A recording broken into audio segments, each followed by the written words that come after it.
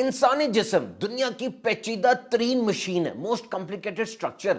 10 اس میں سسٹم کام کر رہے ہیں. یہ اسکیلیٹل ہڈیوں کا، یہ ہضم کا، ڈائجسٹو ہے، سانس کا، اور 78 آرگنز ہیں، مختلف عضو، آنکھ، جگر، گردہ، دل، پھیپڑا، اور 5.6 لیٹر خون گردش کرتا ہے پورے جسم میں، اور دن میں 12,000 میل کا سفر طے کر لیتا ہے. اور 37 کھرب خلیے انسان کے جسم میں سیلز ہیں.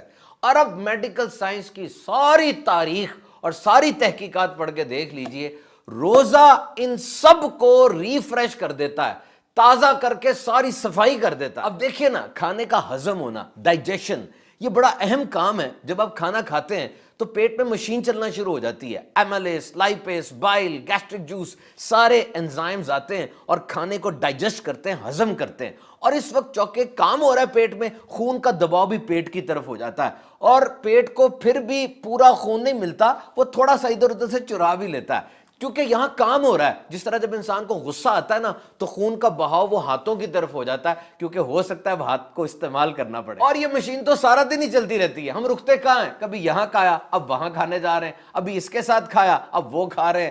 تو یہ چلتی رہتی ہے، یہ کام ہوتا رہتا ہے. لیکن روزے کے دوران یہ مشین رک گئی، پیٹ میں کھانا نہیں ہے، تو دماغ کو اب موقع مل گیا کئی دوسرے کام کرنے کا، اور وہ طاقت جو یہاں لگ رہی تھی اب وہ دیگر کاموں کی طرف لگے گی، جس میں ایک اہم ترین کام وہ ڈی ٹاکسیفیکیشن ہے، یعنی جسم سے زہریلے مواد کا اخراج.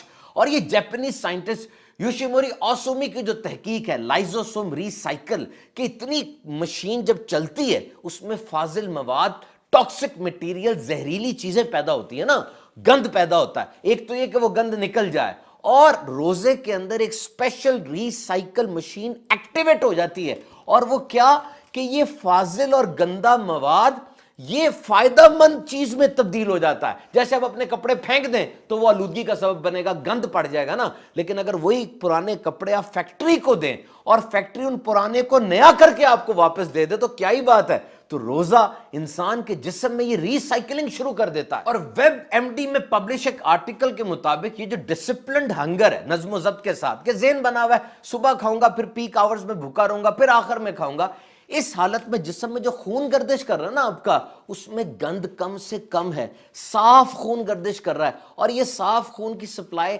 جب برین کو ملتی ہے، کلینر تھاٹس، بیٹر میموری اور انکریز شارپنس، یعنی پریشان کن نہیں بلکہ اچھی سوچیں آئیں گی، میموری، یادداشت تیز ہوگی، اور انسان کی کریٹیوٹی کچھ نیا سوچ